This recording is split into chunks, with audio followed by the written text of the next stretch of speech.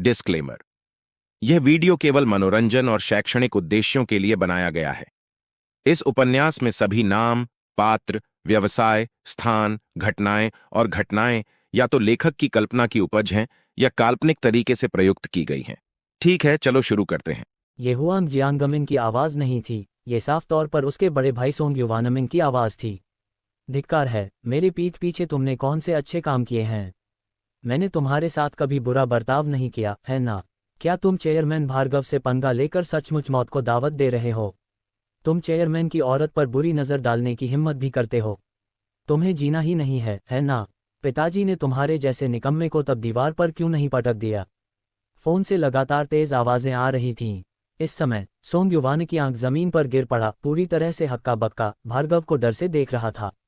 Chairman, हालांकि वह मुख्य भूमि में तैनात एक निदेशक था, उसे उच्च स्तर पर होने वाले कर्मियों के बदलावों की सूचना देने की कोई जरूरत नहीं थी। खासकर जब ये सब पिछले 2 दिनों में ही हुआ था तो उसे अभी भी पता नहीं था।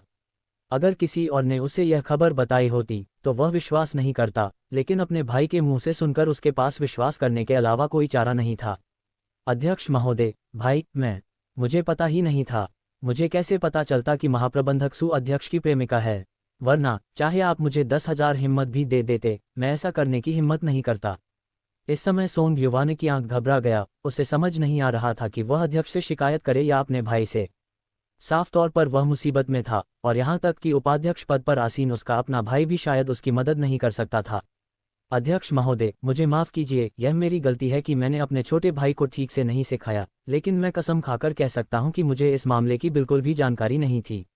मैं हमेशा से अपने समूह के प्रति मेहनती और कर्तव्यनिष्ठ रहा हूँ, कभी भी कोई सैद्धांतिक गलती करने की हिम्मत नहीं की। आप महाप्रबंधक हुआंग से पूछ सकते हैं, ये दरिंदा मेरी पीठ पीछे कुछ गड़बड़ कर रहा होगा। कृपया अध्यक्ष महोदय, मुझ पर दया कीजिए और मुझे बख्श दीजिए। अध्यक्ष महोदय, सोंग युवानमिंग सही कह रहे हैं। उन्होंने वाकई हमारे समूह में बहुत योगदान दिया है और कभी भी समूह के लिए हानिकारक या अनुचित कार्य नहीं किया है। ये सोंग युवान की आंख का निजी व्यवहार होना चाहिए। सोंग युवानमिंग के इस बयान के बाद पूर्व अध्यक्ष हुआंग जियांगमिन ने भी निष्पक्ष रूप से अपना मूल्यांकन दिया। हुआलुन समूह जैसे बड़े समूह में हजारों कर्मचारी होते हैं, ऐसे क्षेत्र तो होंगे ही जिन्हें पूरी तरह से प्रबंधित नहीं किया जा सकता। मैं समझता हूँ सोंग युवानमिंग, समूह के प्रति आपकी निष्ठा को देखते हुए मैं आपको दंडित नहीं करूंगा, लेकिन आपके भाई को अब से नौकरी पर नहीं रखा जाएगा और उन्हें कह दे कि वे चले जाएं और फिर कभी मेरे या मेरी पत्नी के सामने न आएं। भार्गव एक कठोर व्यक्ति नहीं थे, योग्यता के लिए पुरस्कार, दोष के लिए दंड। हालांकि वे तुरंत बदला लेना चाहते थे, लेकिन निर्दोष को फंसाने की कोई आवश्यकता नहीं थी। इसके अलावा उन्होंने जांच पड़ताल की थी और उन्हें पता था कि सोंग युवानमिंग और उनका भाई बिल्कुल अलग थे।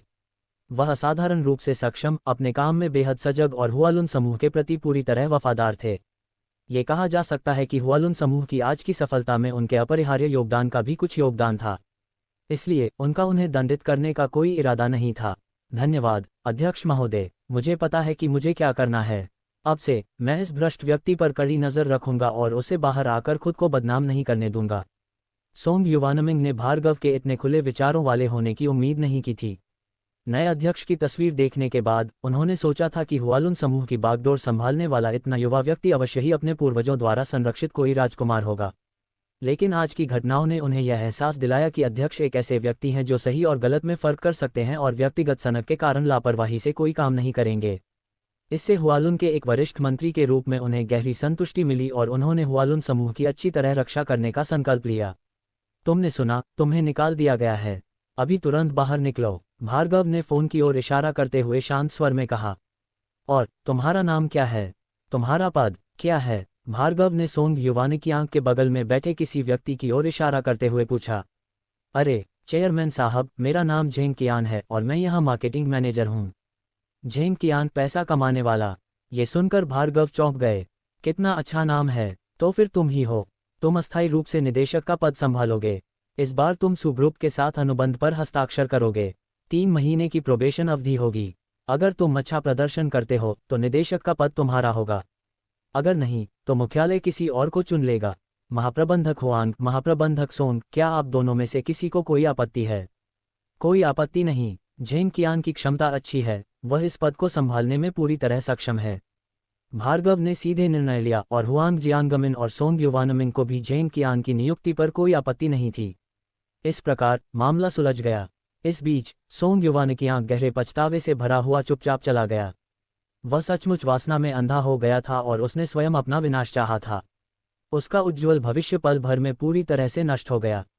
भार्गव के लिए ये सब बस कुछ क्षणिक घटनाएं थीं। उसके आने से पहले ही सोंग युवान की आंख का भाग्य तय हो चुका था। हालांकि इस घटनाक्रम ने सुफुलिंग और चियांग को, जो वहां खड़े थे, पूरी तरह से स्तब्ध कर दिया। आप हुआलुन समूह के अध्यक्ष भी हैं। सुफुलिंग ने अविश्वास से भार्गव की ओर देखा। ये खबर उसके लिए बहुत चौंकाने वाली थी। इससे पहले भार्गव की एक के बाद एक कई पहचानें उजागर होने से वह बार बार हैरान हो रही थी।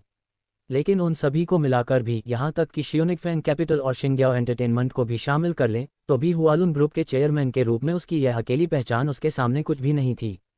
यह एक ऐसा ग्रुप था जिसका बाजार मूल्य 10 ट्रिलियन से भी अधिक था।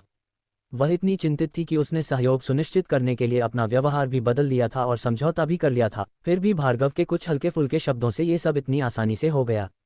इन सब बातों ने उसे अविश्वसनीय रूप से अवास्तविक महसूस कराया। मेरे प्यारे, तुम्हारी और कौन सी पहचानें हैं जिनके बारे में मुझे नहीं पता? सुफुलिंग ने भार्गव की गर्दन में बाहें डालकर उसकी गोद में बैठते हुए नखरे से पूछा। मैं तुम्हें यह नहीं बता सकता। लोगों को हमेशा थोड़ा सा रहस्य चाहिए होता है ना? लेकिन आज जो हुआ उसके लिए तुम मुझे कैसे चुकाओगे? भार्गव ने प्यार से सुफुलिंग को चूमा और धीरे से हंसा। ठीक है, आज रात तुम्हारी मर्जी पूरी हो जाएगी। भार्गव की आक्रामक निगाहें देखकर सुफुलिंग का चेहरा तुरंत लाल हो गया। हे, लेकिन मुझे आपसे किसी और काम में मदद चाहिए। क्या बात है? ये सुनकर सुफुलिंग ने उलझन में भार्गव की ओर देखा। पहले आपको मुझसे वादा करना होगा कि आप मेरी मदद जरूर करेंगी।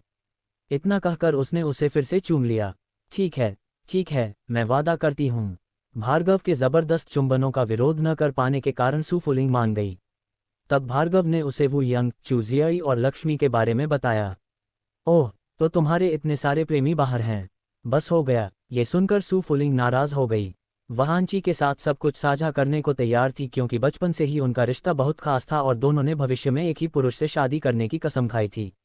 लेकिन इन तीनों के अचानक सामने आने से सुफुलिंग को थोड़ा बुरा लगा। आपने मदद करने का वादा किया था, आप अपने वादे से मुकर नहीं सकती। तुम ठीक है, कुछ और बहनें होना अच्छा है, वरना तुम इतने ताकतवर हो कि आंची और मैं इसे संभाल नहीं पाते।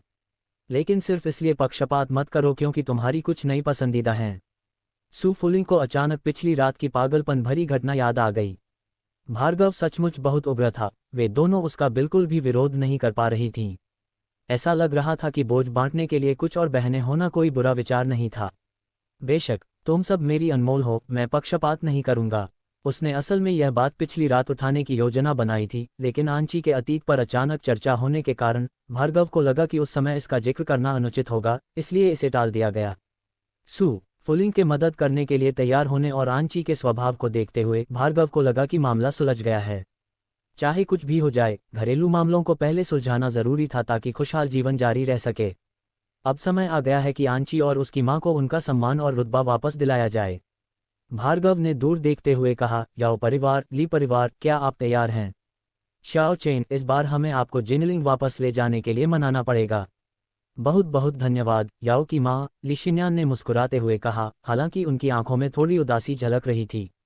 अगर उनकी मां का स्वास्थ्य दिन ब दिन बिगड़ता न होता तो वह उस घर वापस नहीं जाना चाहती। आंटी, आप बहुत दयालु हैं। अनकी मेरी प्रेमिका है, तो क्या यह उचित नहीं है कि मैं तुम्हें वापस ले जाऊं? भार्गव ने मुस्कुराते हुए जवाब दिया, तुम दोनों को भविष्य में अच्छे से रहना चाहिए। जब हम बाद में जिनलिंग पहुंचेंगे, शाओ चेन, तो तुम्हें और अधिक समझदार होना पड़ेगा। मेरा परिवार, आटिल्डर, याओ की मां के बोलते ही उनकी आंखें धुंधली हो गईं और उन्होंने आह भरी। मां, बुरी बातों के बारे में मत सोचो। हम दादी से मिलने जा रहे हैं, उनसे कुछ छीनने नहीं।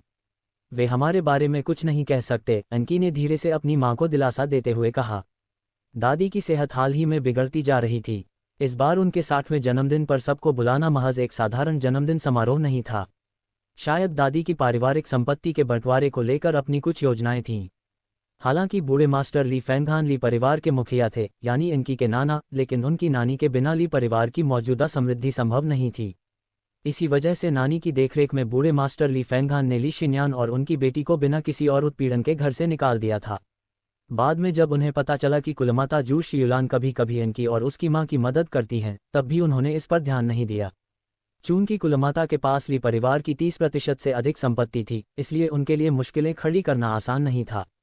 लेकिन अब जब कुलमाता की सेहत बिगड़ रही थी, तो बूढ़े मास्टर ली फैंधान और याओ की माँ के भाई बहन और ससुराल वाले स्वाभाविक रूप से अपनी चालें चलेंगे। इसलिए माँ और बेटी के लौटने पर उनके साथ कैसा व्यवहार किया जाएगा, यह अभी तक अज्ञात था। जिनलिंग ली परिवार इस समय लालटेन और झालरों से सजा हुआ था, मानो उत्सव का माहौल था। हालांकि इसके ठीक विपरीत ली परिवार के कई वंशज थे, जो जन्मदिन मनाने के लिए नहीं, बल्कि एक दूसरे के प्रति शत्रुता का भाव लिए हुए प्रतीत हो रहे थे।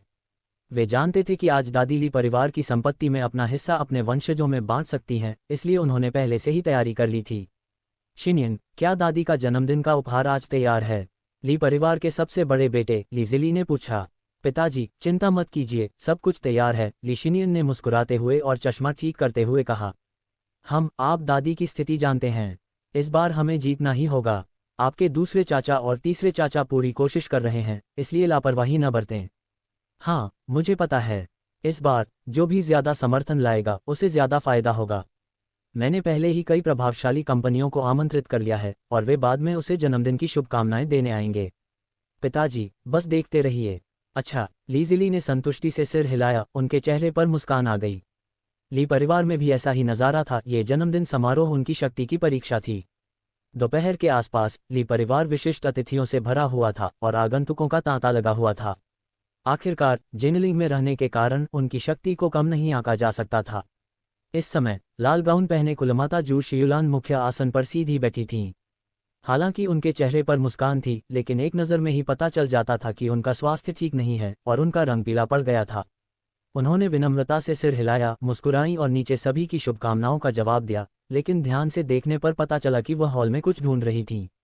जाहिर तौर पर उसे वह व्यक्ति नहीं मिला जिससे वह मिलना चाहती थी, और उसकी आंखों में उदासी की एक झलक दिखाई दी। ली निवास के प्रवेश द्वार पर भार्गव ने कार खड़ी की और अनकी और उसकी मां के साथ अंदर चले गए। कृपया अपना निमंत्रण पत्र दिखाएं। प्रवेश द्वार पर मौजूद सुरक्षा गार्ड ने इन अपरिचित चेहरों को रोका, लेकिन भार्गव को बेंटले चलाते हुए देखकर भी वह मुस्कुराया। चूंकि वह इस बार अनकी और उसकी मां के साथ साथ कुछ उपहार भी लाए थे, इसलिए स्वाभाविक रूप से वह अपनी पगानी नहीं चला सकते थे। और चूंकि अनकी और उसकी मां इतने वर्षों से ली परिवार में वापस नहीं आई थी, इसलिए दरवाजे पर मौजूद सुरक्षा गार्ड स्पष्ट रूप से पहले वाले बैच के नहीं थे, इसलिए स्वाभाविक रूप से उन्होंने उन्हें पहचाना नहीं। मैं ली परिवार की चौथी छोटी बेटी ली शिन्यान हूँ। मैं अपनी माँ को जन्मदिन की शुभकामनाएं देने आई हूँ, याओ की माँ ने आगे बढ़कर कहा। चौथी छोटी बेटी, ये सुनकर सुरक्षा गार्ड ने अपनी भौहें उठाईं, फिर अपने बगल में खड़े एक सुरक्षा गार्ड से कुछ फुसफुसाया, जो तुरंत मुड़ा और अंदर भाग गया। मुझे कैसे पता नहीं चला कि ली परिवार में चौथी छोटी कुतिया भी हैं? बिना निमंत्रण के तो अंदर नहीं जा सकते। सुरक्षा गार्ड का चेहरा अचानक ठंडा पड़ गया, पहले से बिल्कुल अलग। मुझे अपनी दादी के घर लौटने के लिए निमंत्रण की क्या जरूरत है? अगर आपको यकीन नहीं है तो आप जाकर पुष्टि कर सकते हैं। इस समय अनकी कुछ नाराज होकर आगे बढ़ी और बोली, पुष्टि? मैं इतने लंबे समय से ली परिवार में हूँ और मैं केवल बड़े गुरु, दूसरे गुरु और तीसरे गुरु को ही जानती हूँ। मैंने चौथी छोटी कुतिया के बारे में कभी नहीं सुना। जाओ जाओ जाओ, यहाँ बकवास मत करो। सुरक्षा गार्ड ने अधीरता से हाथ हिलाया, उन्हें भगाते हुए। क्रैक आटिल्ड, हड्डियों के टूटने की आवाज और चीख सुनकर सुरक्षा गार्ड का चेहरा पीला पड़ गया। एक पहरेदार कुत्ता अकड़ दिखाता है। दफा हो जाओ। भार्गव ने देखा कि सुरक्षा गार्ड का चेहरा कितनी जल्दी बदल गया और उसने पहले दूसरे गार्ड से कैसे फुसफुसाया था। जाहिर है वह इस बात से अनजान नहीं था कि ली परिवार में चौथी छोटी कुतिया है, उसे किसी ने ऐसा करने का निर्देश दिया होगा। इसलिए वह सीधे आगे बढ़ा और अनकी और उसकी मां की ओर इशारा कर रहे सुरक्षा गार्ड का दाहिना हाथ तोड़ दिया, फिर उसे लात मारकर दूर फेंक दिया। वह अनकी और उसकी मां का समर्थन करने आया था, वह ऐसे तुच्छ लोगों को यहां उंगली उठाने की इजाजत कैसे दे सकता था? ये कौन है इतना उग्र? ली परिवार के प्रवेश द्वार पर लड़ रहा है। ये लड़का थोड़ा लापरवाह है, इसे बाद में भुगतना पड़ेगा। हाँ, बहुत जल्दबाजी कर रहा है। सुना नहीं? उस औरत ने कहा कि वह ली परिवार की चौथी छोटी कुतिया है। चौथी छोटी कुतिया, वही जिसकी ताइशान समूह के याओ परिवार से सगाई टूट गई थी। बिल्कुल, उन्होंने कहा कि उसे पहले ली परिवार से निकाल दिया गया था। आज उसकी वापसी का मतलब है कि कुछ बड़ा होने वाला है। उद्धरण चिन्ह ... उद्धरण चिन्ह। पास में बैठे मेहमान आपस में गर्मागर्म चर्चा करने लगे, जिनमें से कुछ ली परिवार के अतीत से वाकिफ थे। कमीने, ली के घर में बवाल मचाने की तुम्हारी हिम्मत कैसे हुई? तुम सब अब भी क्या देख रहे हो? एक साथ हमला करो। दर्द से कराहते सुरक्षा गार्ड, जो शायद उनका टीम लीडर था, दहाड़ा और बाकी सुरक्षा गार्ड आगे बढ़े। भार्गव ने कोई रहम नहीं दिखाया, सीधे हड्डी तोड़ने वाले हाथ का इस्तेमाल किया। अगर इन चमचों को सबक नहीं सिखाया गया तो उन्हें अपनी औकात पता चल जाएगी। Bang bang bang tilde. कुछ ही सेकंड में दौड़ते हुए सुरक्षा गार्ड तुरंत नीचे गिर पड़े। हड्डियों के टूटने की लगातार आवाजें आ रही थीं। हर कोई अपने मुड़े हुए जोड़ों को पकड़कर कराहते हुए जमीन पर लौटने लगा। वहां खड़े लोग दंग रह गए। अरे बाप रे, कितना भयानक! क्या उनके हाथ पैर टूट गए? ये तो बहुत जल्दी बिगड़ गया। प्रवेश द्वार पर खड़े मेहमान चोट लगने के डर से तुरंत पीछे हट गए और सामने का भयानक दृश्य देखकर उनके रोंगटे खड़े हो गए। कमीने, ली परिवार में इतनी अकड़ दिखाने की हिम्मत कैसे हुई? एक जोरदार दहाड़ सुनाई दी और एक अधेड़ उम्र का आदमी ली परिवार के कुछ अंगरक्षकों के साथ बाहर आया। तुम्हारी हिम्मत कैसे हुई वापस आने की? याओ की मां को देखकर उस आदमी की भौहें तंग गईं और उसके बूढ़े चेहरे पर तुरंत गुस्सा छा गया। दूसरे चाचा, आप हद पार कर रहे हैं। हम दादी से मिलने वापस क्यों नहीं आ सकते? वैसे भी दादी ने कहा था कि उन्हें मेरी मां की याद आती है और वह चाहती हैं कि वह वापस आ जाएं। नया आने वाला कोई और नहीं बल्कि ली परिवार का दूसरा बेटा और अनकी का दूसरा मामा ली फैंगहान था।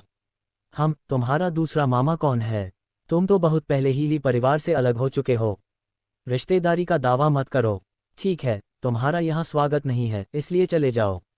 ली फैंगहान ने उन्हें विदा करने के इरादे से अधीरता से हाथ हिलाया। हम जाएं या न जाएं, ये तुम्हारे हाथ में नहीं है। भार्गव एक कदम आगे बढ़ा और ली फैंगहान को घूरते हुए उसकी आंखें सिकुड़ गईं, जिनमें एक खतरनाक चमक दिखाई दे रही थी। तुम कौन हो? क्या तुमने ये सब किया? ली फैंगहान ने जमीन पर लेटे सुरक्षा गार्डों की ओर इशारा करते हुए ठंडे विरोध के भाव से अपनी भौहें सिकुड़ीं। मैं अनकी का प्रेमी हूँ। इन लोगों को नियम नहीं पता थे, इसलिए मैंने इन्हें सबक सिखाने की हिम्मत की। भार्गव ने शांत भाव से कहा। कितना घमंडी नौजवान! तुम्हें आकाश और पृथ्वी की विशालता का ज्ञान नहीं है। क्या तुम्हें लगता है कि कुछ गार्डों को गिराने से तुम अजेय हो जाओगे? उसी क्षण ली फैंगहान के बगल से एक हट्टा कट्टा आदमी बाहर आया। उसके शरीर को देखकर ही स्पष्ट था कि वह एक मार्शल आर्टिस्ट है। उसकी मांसपेशियां सुगठित और संयमित थीं। एक नज़र में ही सबको पता चल गया कि इस व्यक्ति से निपटना मुश्किल होगा। ये तो मास्टर वू हैं। मैंने सुना है कि जिंगलिंग में उनके हार्ड कुंग-फू का कोई मुकाबला नहीं है। क्या मास्टर वू कोई चाल चलने वाले हैं? उस लड़के की तो खैर नहीं। क्या ये पूछने की भी ज़रूरत है? ली परिवार की ताकत सिर्फ बातों से नहीं है। इसके लिए काबिल लोगों को भर्ती करना ज़रूरी है और मास्टर वू उनमें से एक हैं। उन्होंने ली परिवार के खिलाफ साजिश रचने वालों को नाकाम किया है। अफसोस, वह लड़का बहुत जल्दबाज था। मास्टर वू उन सुरक्षाकर्मियों के सामने बेजोड़ हैं। उद्धरण चिन्ह ... उद्धरण चिन्ह। जब भीड़ ने मास्टर वू को आते देखा तो वे फिर से बातें करने लगे। दूसरे भाई, आप ऐसे क्यों हो रहे हैं? माँ ने बस मुझे वापस आकर उनसे मिलने के लिए कहा था। हम थोड़ी देर बात करेंगे और फिर मैं चला जाऊंगा। हम आपको परेशान नहीं करेंगे। याओ की माँ चिंतित हो गईं। उन्होंने मास्टर वू को पहचान लिया। वह एक प्रभावशाली व्यक्तित्व थे। वह जल्दी से आगे बढ़ीं और बोलीं, आप चौथी बहन, आप अभी क्यों आ रही हैं? माँ आपका बहुत देर से इंतजार कर रही हैं। जैसे ही दूसरे मास्टर ली फैंगहान बोलने ही वाले थे कि एक आवाज़ ने उन्हें रोक दिया, जिससे वे भौहें चढ़ा बैठे। तीसरे भाई, छोटे चाचा। नए आने वाले को देखकर याओ की माँ और अनकी दोनों मुस्कुरा उठीं। आने वाला व्यक्ति ली परिवार का तीसरा बेटा ली फैंगरुई था और कुलमाता के अलावा ली परिवार में एकमात्र ऐसा व्यक्ति था जो उनकी और उसकी मां के प्रति दयालु था। कुलमाता के नियमित उपहार और राहत राशि भी छोटे चाचा के माध्यम से मां और बेटी को सौंप दी गई। तुम मेरे साथ मां से मिलने क्यों नहीं चल रहे हो? छोटे चाचा ली फैंगरुई ने उन्हें एक नज़र देखा, फिर तुरंत याओ की मां और दूसरों को अंदर खींच लिया। दूसरे गुरुजी। गुरु वू ने ली फैंगहान की ओर देखा। उन्हें जाने दो, मुझे नहीं लगता कि वे कोई परेशानी खड़ी कर सकते हैं। वैसे भी बड़े भाई से निपटना आसान नहीं है। पहले उन्हें आपस में बात करने दो। ली फैंगहान ने अपनी नाक छुई और बेपरवाही से कहा, उस बच्चे को भाग्यशाली समझो। मास्टर वू ने भार्गव की दूर जाती हुई आकृति पर एक नज़र डाली। उनकी आंखों में घृणा की एक झलक दिखाई दी। समूह में सबसे पहले बोलने वाला सुरक्षा गार्ड उनका कनिष्ठ शिष्य था और अब उसका दाहिना हाथ टूट गया था, जिससे मास्टर वू की प्रतिष्ठा को गहरा आघात पहुंचा। ली शिन्यान और उनकी बेटी को अंदर आते देख मुख्य स्थान पर बैठी कुलमाता जू शियुलान का चेहरा तुरंत खिल उठा। उनके चेहरे पर एक मुस्कान आ गई। यान, तुम आखिरकार आ ही गई। माँ। अपनी माँ को देखते ही याओ की माँ की आंखों में आंसू आ गए। वह दौड़कर उनके पास गईं और उन्हें गले लगा लिया। इस दृश्य को देखकर वरिष्ठ मास्टर ली फैंगहान ने भौहें चढ़ा लीं, जबकि अन्य अतिथियों के चेहरे पर अलग अलग भाव थे। उनमें से अधिकांश गपशप को देख रहे थे। यहाँ मौजूद कई लोगों का ली परिवार के साथ वर्षों से व्यापारिक संबंध था और वे ली परिवार के अतीत के बारे में भली भांति जानते थे। हालांकि आज नामात्र के लिए ली परिवार की कुलमाता का जन्मदिन समारोह था, लेकिन वास्तव में ये कुलमाता की विरासत के बंटवारे के बारे में था। ये तथ्य सभी को भली भांति पता था। इसलिए जब ली शिन्यान और उनकी बेटी इस महत्वपूर्ण मोड़ पर आई तो सभी को लगा कि अब एक बड़ा तमाशा शुरू होने वाला है। पिताजी। अपनी मां से अलग होने के बाद ली शिन्यान ने पास खड़े अपने पिता को विनम्रता से प्रणाम किया। ली फेंघान ने बेपरवाही से नाक सिकुड़ी और उसकी आंखों में देखने से इनकार कर दिया। उसकी परवाह मत करो, आओ यान्यान, मेरे पास बैठो। क्या वह अनकी है? वह अब कितनी बड़ी हो गई है और कितनी सुंदर है, ही। बूढ़ी औरत ने अपने बगल में बैठे बूढ़े आदमी को घूर कर देखा और सीधे याओ की माँ और अनकी को बैठने के लिए आमंत्रित किया। दादी, मैं आपके लिए दीर्घायु की कामना करती हूँ, दक्षिणी पर्वतों जितनी लंबी। इस पर अनकी भी आगे बढ़ी और मीठी आवाज में बोली, शाबाश शाबाश मेरी आज्ञाकारी पोती। आओ, ये लो तुम्हारे लिए एक बड़ा लाल लिफाफा। जू शियुलान इतनी खुश हुई कि उसकी आंखें चांद जैसी चमक उठीं और उसने तुरंत एक बड़ा लाल लिफाफा निकाला और उसे दे दिया। धन्यवाद दादी माँ। ओह, ये मेरा प्रेमी भार्गव है। ये आज मेरे साथ आपसे मिलने और आपको जन्मदिन की शुभकामनाएं देने आया है। दादी माँ, मैं आपके अच्छे स्वास्थ्य और सभी मनोकामनाएं पूरी होने की कामना करता हूँ। भार्गव भी मुस्कुराते हुए आगे बढ़ा और झुककर प्रणाम किया। ओह, तुम्हारा पहले से ही प्रेमी है। वाह वाह वाह। ये सुनकर जू शियुलान बहुत खुश हुई। उसने तुरंत भार्गव की ओर देखा और उसे ध्यान से परखा। वाह, ये युवक सचमुच बहुत सुंदर है। तुम दोनों की जोड़ी एकदम सही है। आओ, दादी माँ ने तुम्हारे लिए भी एक लाल लिफाफा रखा है, पहली मुलाकात के उपहार के रूप में। भार्गव को देखकर जू शियुलान और भी संतुष्ट हो गई और उसने भार्गव को भी एक बड़ा लाल लिफाफा दे दिया। छी, कितनी बेशर्मी है। खुद आना ही काफी बुरा था, ऊपर से ये मुफ्तखोर को भी साथ ले आई है ताकि लिफाफे भीख मांग सके। जन्मदिन की पार्टी में बिना तोहफा लाए आना, ये तो पहली बार है। हा। ली शिन्यान के एक वाक्य से पूरे हॉल में हंसी गूंज उठी। जू शियुलान तुरंत नाराज हो गईं और गुस्से में घुरघुराहट भरी आवाज निकाली, जिससे हंसी रुक गई। इनकी बातों पर ध्यान मत दो। आज मेरा जन्मदिन है, इसलिए सब कुछ मेरा है। तुम दोनों यहीं बैठो और अपनी दादी से बात करो। चूंकि जू शियुलान ली परिवार की 30% से अधिक संपत्ति की मालिक थी, इसलिए बाकी लोग ज्यादा कुछ कहने की हिम्मत नहीं कर पाए। थोड़ी देर बातचीत के बाद तोहफों की घोषणा का समय आ गया। दूसरे मास्टर ली फेंघान शांगयू वर्कशॉप के बॉस सू के साथ ड्रैगन और फीनिक्स के सोने के कंगन भेंट करते हैं। द्वितीय स्वामी ली फेंघान क्योंगहुई व्यापार के बॉस कुई के साथ प्रस्तुत करते हैं। उद्धरण चिन्ह ... उद्धरण चिन्ह। सबसे पहले द्वितीय स्वामी की ओर से उपहारों की घोषणा की गई, उसके बाद सर्वप्रथम स्वामी की ओर से और अंत में तृतीय स्वामी और उनके अतिथियों की ओर से। वास्तव में सभी जानते थे कि जो घोषणा की जा रही थी वह उपहार नहीं बल्कि प्रभाव था। घोषणाओं से ली परिवार के बेटों के सामाजिक दायरे की शक्ति का पता चलता था। ये कहा जा सकता है कि जिनलिंग के शीर्ष वित्तीय समूहों को छोड़कर लगभग हर उल्लेखनीय कंपनी, चाहे बड़ी हो या छोटी, ने बधाई देने के लिए किसी को भेजा था। यह अप्रत्यक्ष रूप से ली परिवार की समग्र शक्ति को दर्शाता था और उपहारों की घोषणा की पूरी प्रक्रिया ने मुखिया ली फेंघान को प्रसन्न कर दिया। पास खड़ी कुलमाता जू शियुलान ने ज्यादा ध्यान नहीं दिया, बस एक एक करके विनम्रतापूर्वक अभिवादन का जवाब दिया।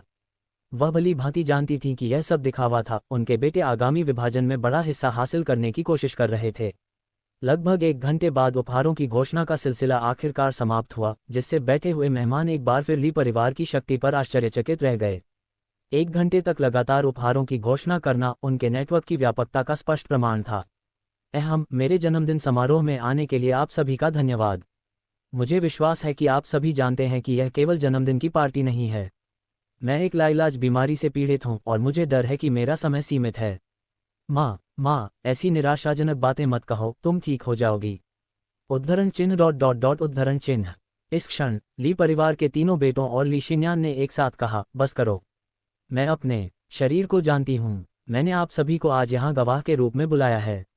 मैं आज अपने नाम पर मौजूद ली परिवार के 30% से अधिक शेयरों को अपने 4 बच्चों में बांटने की योजना बना रहा हूँ।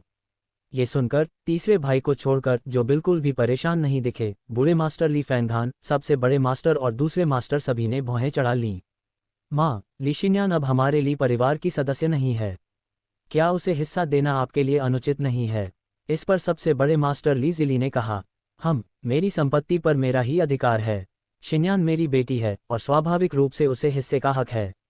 लेकिन चिंता मत करो, मेरे कुल हिस्से का 5वां हिस्सा तुम चारों में बराबर बांटा जाएगा। बाकी 4/5वां हिस्सा तुम्हारी क्षमताओं पर निर्भर करता है। मैंने कहा था कि जो भी इस जन्मदिन भोज में सबसे अधिक शक्ति का प्रदर्शन करेगा और सबसे अच्छा उपहार देगा, उसे सबसे बड़ा हिस्सा मिलेगा। इसी क्षण कुलमाता ने जन्मदिन भोज का विषय घोषित किया। अच्छा, तो मैं पहले जाऊंगी। ली शिन्यान आत्मविश्वास से आगे बढ़ी। सभी की निगाहें ली शिन्यान पर टिकी थीं, जो हॉल के बीचों बीच पहुंचे और मुस्कुराते हुए एक अनुबंध निकाला। यह अगले वर्ष के लिए जिनलिंग फार्मास्यूटिकल ग्रुप का दवा खरीद अनुबंध है। अगले वर्ष उनके समूह की 20% औषधीय सामग्री हमारे ली परिवार से ली जाएगी। क्या? ली शिन्यान के अनुबंध फेंकते ही पूरा हॉल शोरगुल से भर गया। ली परिवार मुख्य रूप से औषधीय सामग्री का व्यापार करता है और जिनलिंग फार्मास्यूटिकल ग्रुप आसपास का सबसे बड़ा फार्मास्यूटिकल ग्रुप है, जिसकी खपत बहुत अधिक है। अनगिनत दवा व्यापारी जिनलिंग फार्मास्यूटिकल ग्रुप के साथ सहयोग करना चाहते थे। प्रतिस्पर्धा बहुत कड़ी थी, इसलिए अनुबंध हासिल करना आसान नहीं था। हालांकि यह केवल 20% था, लेकिन लाभ काफी अधिक था। यह मात्रा ली परिवार के औषधीय सामग्री व्यवसाय को 4 गुना करने के लिए पर्याप्त थी। यह अविश्वसनीय है। ली परिवार का राजस्व अब एक नए स्तर पर पहुंचने वाला है। बिल्कुल, जिनलिंग फार्मास्यूटिकल ग्रुप, उनका व्यापार हासिल करना आसान नहीं है। उन्होंने जरूर भारी निवेश किया होगा।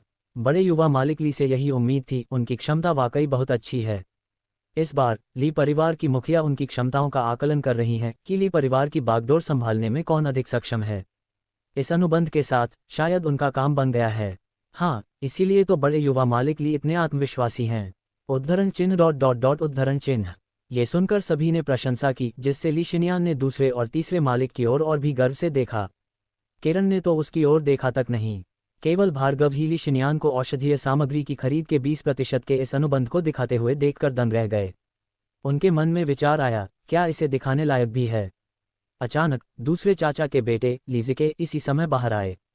बड़े भाई वाकई बहुत प्रभावशाली हैं। उन्होंने जिनलिंग फार्मास्यूटिकल ग्रुप के साथ अनुबंध हासिल कर लिया। मैं इसकी प्रशंसा करता हूँ। हालांकि मेरी राय में व्यवसाय का आकार दादी के स्वास्थ्य जितना महत्वपूर्ण नहीं है। इतना कहकर लीजिके ने एक सुंदर जेड बॉक्स निकाला, आसपास का जायजा लिया और सभी के आश्चर्य के बीच धीरे से ढक्कन खोला। अंदर एक गोली थी जो पूरी तरह से फ्लोरोसेंट हरे रंग की थी। तुरंत ही हवा में एक औषधीय सुगंध फैल गई और जिसने भी इसे सूंघा उसे पूरे शरीर में आराम की लहर महसूस हुई और सारी थकान गायब हो गई। यह क्या है? इतनी दूर से इसकी सुगंध सूंघने मात्र से ही मुझे ऐसा लग रहा है जैसे मेरी सारी थकान दूर हो गई हो। मुझे भी। इतना ही नहीं, मुझे ऐसा भी लग रहा है कि मेरा पेट, जो हाल ही में फूला हुआ था, अब काफी आराम महसूस हो रहा है। चमत्कारी औषधि। पता नहीं यह आखिर है क्या। उद्धरण चिन्ह उद्धरण चिन्ह। एक बार फिर पूरा हॉल शोरगुल से भर गया, जबकि ली शिन्यान और उसके पिता की भौहें तन गईं। उन्होंने गोली की असाधारण प्रकृति को भांप लिया और लीजिके के इरादे को भी समझ लिया। चाहे कितना भी बड़ा सौदा हो, दादी को उनकी सेहत बहाल करने से ज्यादा संतुष्टि और क्या मिल सकती थी। जीवित रहते ही व्यक्ति के पास सब कुछ होता है। अगर कोई मर जाए तो 10 मिलियन की दौलत का क्या फायदा। इस दवा को कायाकल्प गोली कहते हैं। मैंने इसे अपने शिया राज्य के महान वैद्य से कई संपर्कों के जरिए हासिल किया है। परिचय के बाद लीजिके ने कायाकल्प गोली को दादी के पास ले जाकर दोनों हाथों से उन्हें भेंट कर दिया। दादी, मेरे मित्र के अनुसार ये दवा अत्यंत चमत्कारी है और किसी भी गंभीर या पुरानी बीमारी के बावजूद किसी की भी उम्र कम से कम 3 महीने बढ़ा सकती है। क्या 3 महीने उम्र बढ़ाना? महान वैद्य से यही उम्मीद थी। ये दवा बहुत शक्तिशाली है। शक्तिशाली तो द्वितीय युवा स्वामी हैं। हर कोई महान औषधि गुरु लिन तियानशिंग से नहीं मिल सकता। उनसे ऐसी चमत्कारी औषधि प्राप्त करना तो दूर की बात है। बिल्कुल सही। लगता है इस बार द्वितीय युवा स्वामी ही विजेता हैं। उद्धरण चिन्ह उद्धरण चिन्ह। कायाकल्प की गोली के प्रभाव और उत्पत्ति के बारे में सुनकर पूरा हॉल विस्मय से भर गया। हर कोई आश्चर्य व्यक्त कर रहा था। लीजिली और उनके बेटे को लगा जैसे वे किसी दुर्जय शत्रु का सामना कर रहे हों और ली शिन्यान का पहले वाला आत्मविश्वास पूरी तरह गायब हो गया। उन्होंने कभी उम्मीद नहीं की थी कि द्वितीय भाई के पक्ष को ऐसी चमत्कारी औषधि मिल जाएगी जो जीवन को 3 महीने तक बढ़ा देगी। 3 महीने भले ही क्षणिक लगें, लेकिन अक्सर केवल इतने समय तक चीजों को खींचने से बहुत कुछ बदल सकता है। वाह वाह तुम तो वाकई समझदार हो। यहाँ तक कि कुलमाता जू शियुलान की आंखों में भी आश्चर्य झलक रहा था और वे उसकी प्रशंसा किए बिना नहीं रह सकीं। हर कोई मृत्यु से डरता है और जू शियुलान भी अपवाद नहीं थीं। एक अतिरिक्त दिन जीना स्वाभाविक रूप से बेहतर था। 3 महीने तक जीवन बढ़ाना तो और भी ज्यादा। केवल भार्गव का चेहरा और भी अजीब होता जा रहा था। उन्हें ये देखकर हंसी आ रही थी कि जिस गोली को उन्होंने अनायास ही लिन तियानशिंग को बनाना सिखाया था, उसे अब खजाने की तरह माना जा रहा था। बड़े स्वामी और दूसरे स्वामी पहले ही अपने उपहार दे चुके थे और अब सभी की निगाहें तीसरे स्वामी की ओर थीं। मामा ली फेंगरुई ने एक अजीब सी मुस्कान दी और बगल में खड़े अपने बेटे को आंखों से इशारा किया। इसलिए ली ज़िकियांग ने एक लाल आयताकार उपहार बॉक्स में जिनसेंग की जड़ भेंट की। दादी, आपका पोता बिल्कुल नाकाबिल है। मैं तो बस बधाई के उपहार के रूप में 100 साल पुरानी जंगली जिनसेंग ही ढूंढ पाया। कोई बात नहीं, आप बहुत विचारशील हैं। जू शियुलान ने बिना किसी तिरस्कार या दोषारोपण के मुस्कुराते हुए इसे स्वीकार कर लिया। 100 साल पुराना जंगली पहाड़ी जिनसेंग मिलना मुश्किल है। यह अच्छी बात है, सही कहा, लेकिन बड़े और छोटे गुरु के उपहारों के सामने तो यह फीका पड़ जाता है। हाँ, लगता है तीसरे गुरु की बात अब मायने नहीं रखती। बाहर बाजार में जिनसेंग की कोई कमी नहीं थी। कई तो 100 या 500 साल पुराने होने का दावा कर रहे थे, लेकिन असली जंगली पहाड़ी जिनसेंग दुर्लभ था, खासकर 100 साल पुराना जंगली पहाड़ी जिनसेंग। सामान्य परिस्थितियों में ऐसा उपहार बेहद मूल्यवान होता और शरीर को तंदुरुस्त रखने के लिए बेहतरीन होता। लेकिन इस समय बड़े और छोटे गुरु द्वारा दिए गए उपहारों के सामने तो ये कुछ भी नहीं था। हालांकि तीसरे गुरु ली फेंगरुई और उनके बेटे ली ज़िकियांग के चेहरे पर कोई खास भाव नहीं बदला, जिससे साफ पता चलता था कि वे कड़ी प्रतिस्पर्धा पसंद करने वाले लोग नहीं थे। इस मौके पर जीत को पूरी तरह से सुनिश्चित समझ चुके दूसरे मास्टर ली फेंगहान ने कहा, ली शिन्यान, तुमने कहा था कि तुम इस बार माँ का जन्मदिन मनाने आए हो, तो बधाई का तोहफा कहाँ है? तुम खाली हाथ तो नहीं लौटी हो, सिर्फ पारिवारिक संपत्ति बांटने के लिए। ये तो बड़ी चालाकी है, बिना कुछ किए कुछ पाना चाहती हो। बिल्कुल ली शिन्यान, तुम्हें हिस्सा तो मिला ही है, तो थोड़ी कृतज्ञता दिखाओ ना। हमें देखने दो, ली ज़िली ने भी व्यंग्य करते हुए कहा और साथ ही थोड़ा पीछे रह जाने पर अपनी असंतुष्टि भी जाहिर की। मैं याओ की माँ का चेहरा लाल हो गया और वह असमंजस में पड़ गईं। वह स्वाभाविक रूप से बधाई का तोहफा तो लाई थीं, लेकिन वह बाजार में मिलने वाले कुछ आम पोषण पूरक थे। सस्ते तो नहीं थे, लेकिन बाकी लोगों द्वारा दिए गए तोहफों के मुकाबले कहीं घटिया थे। इस समय तोहफा देना भी ठीक नहीं था और न देना भी ठीक नहीं था, जिससे वह कुछ देर के लिए असमंजस में पड़ गईं और बेहद शर्मिंदा हो गईं। भार्गव बेपरवाही से बाहर निकला, कार के ट्रंक से उपहारों से भरे बड़े छोटे थैले निकाले और वापस अंदर आ गया। दादी, हमने सुना है आपकी सेहत ठीक नहीं है, इसलिए हम आपके लिए कुछ पौष्टिक सप्लीमेंट लाए हैं जो आसानी से पच जाते हैं और स्वादिष्ट भी हैं। जब समय मिले तो आप इन्हें और खा सकती हैं। अच्छा, भार्गव, आप वाकई विचारशील हैं। जू शियुलान ने बिना किसी असंतोष के खुशी खुशी सब कुछ स्वीकार कर लिया। वह पहले से ही बहुत खुश थी कि इनकी और उसकी माँ उससे मिलने वापस आ सकी। छी, बस इतना ही। सड़क पर कहीं भी मिलने वाला घटिया सामान, बधाई के उपहार के रूप में इसे लाने की तुम्हारी हिम्मत कैसे हुई? शिन्यान, तुम्हारा दामाद तो तुम्हारी प्रतिष्ठा को ही गिरा रहा है। लेकिन ली ज़िली और ली फेंगहान को यह बात पसंद नहीं आई और वे उपहासपूर्ण हंसी के साथ फूट पड़े। वहां मौजूद मेहमान भी उपहास करते हुए आपस में बातें करने लगे और तिरस्कार भरी निगाहें डालने लगे। किसने कहा कि यह बधाई का उपहार है? ये तो दादी के लिए खरीदे गए मामूली नाश्ते हैं। असली उपहार की बात करें तो दादी, क्या आपको लगता है कि आपका ली परिवार अगले साल जिनलिंग समूह की औषधीय सामग्री का पूरा कोटा हासिल कर पाएगा? भार्गव ने ली ज़िली और ली फेंगहान की ओर देखते हुए आश्चर्य से कहा। क्या पूरा कोटा? ये सुनकर सब चौंक गए। ये कैसा मजाक है?